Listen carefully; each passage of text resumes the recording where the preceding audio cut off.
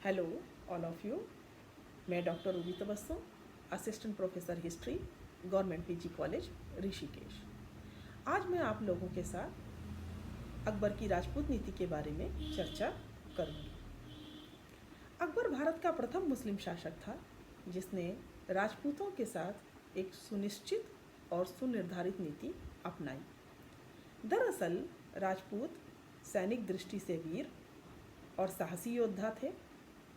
निरक्षर होते हुए भी अकबर इस बात को बखूबी जानता था कि अगर मुग़ल साम्राज्य को भारत में स्थायित्व देना है तो उसे राजपूतों के सहयोग की आवश्यकता पड़ेगी और ये सहयोग मित्रता करके प्राप्त किया जा सकता है। दरअसल अकबर की राजपूत नीति के पीछे कोई एक कारण नहीं थे, परंतु दो मुख्य कारण ज़रूर थे। जैसा पहला कारण यह था मुग़ल साम्राज्य को स्थायित्व देना।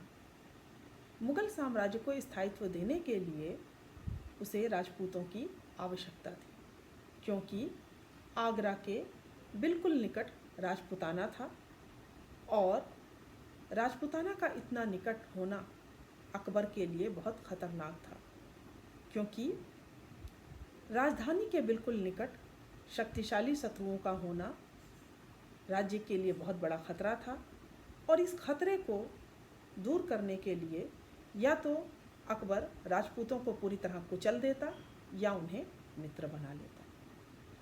दूसरा तरीका ज़्यादा आसान था और इसलिए अकबर ने उन्हें मित्र बनाना श्रेयस्कर समझा।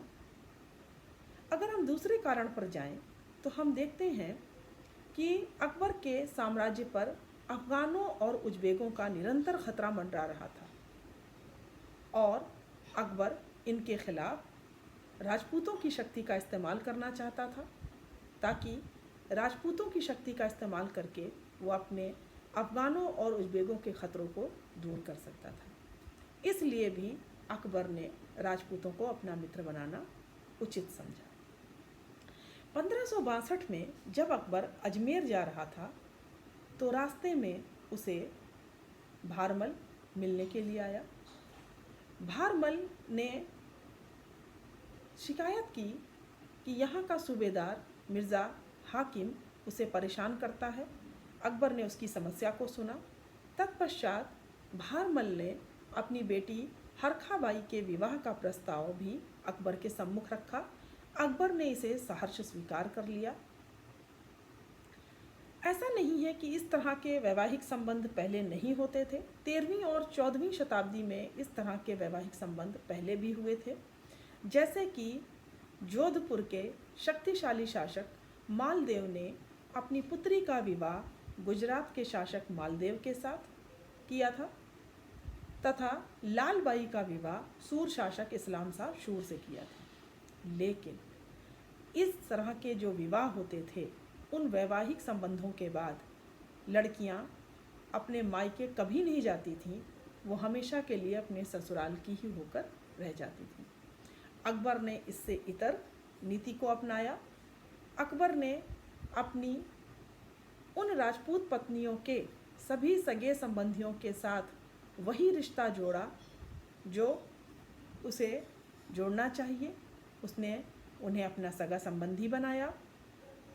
अकबर ने अपनी पत्नी के पिता राजा भारमल को अपने साम्राज्य में एक ऊंचा मनसब दिया।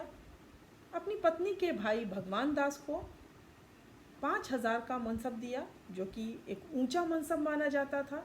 अगर हम इससे भी आगे जाकर बात करें तो हम देखते हैं कि अकबर ने भगवान दास के बेटे राजा मान सिंह को 7000 का मनसब दिया, जो कि उसने अपने साम्राज्य में सिर्फ 2 ही लोगों को दिया था, एक मान सिंह और दूसरा अकबर का दूध मुआ भाई मिर्ज़ा अजीज़ कोका।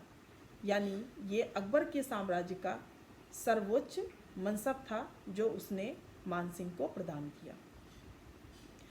दूसरी तरफ हम देखते हैं कि 1572 में जब अकबर जल्दबाजी में गुजरात दौरे पर गया तो वो आगरा की जिम्मेदारी भारमल पर सौंप कर गया। ये राजपूतों के लिए एक बड़े सम्मान की बात थी, क्योंकि हरम की स्त्रियां उस समय वहाँ मौजूद थीं और ये जिम्मेदारी मुग़ल शासक हमेशा या तो अपने बहुत ही करीबी या बहुत ही विश्वसनीय पर ही सौंप कर जाते थे और इस तरह ये राजपूतों के लिए एक सम्मान था।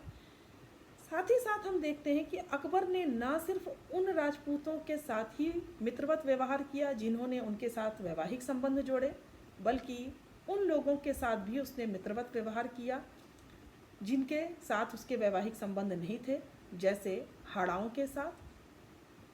अब अकबर की राजपूत नीति की अगर हम तुलना करें तो इसमें कहीं ना कहीं धार्मिक सहिष्णुता की नीति भी जुड़ी हुई थी, क्योंकि 1563 में ही अकबर ने तीर्थ यात्रा कर समाप्त कर दिया था और 1564 में उसने अबुल फजल के अनुसार जजिया कर समाप्त कर दिया था, जिससे कहीं ना कहीं राजपूत अकबर के साथ जुड़े और दिल से जुड़े। लेकिन इक़्तिदार आलम खां का कहना है कि अकबर की राजपूत नीति सिर्फ और सिर्फ राजनीतिक उपयोगिता पर आधारित थी, ना कि बौद्धिक प्रभाववश या धार्मिक सहिष्णुता के आधार पर।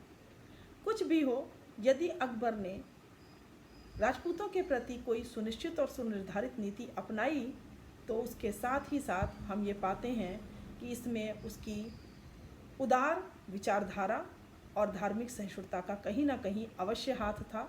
और यही वजह है कि इस नीति के बाद राजपूतों ने अकबर का आजीवन साथ दिया और उसके साथ मित्रवत व्यवहार करते रहे।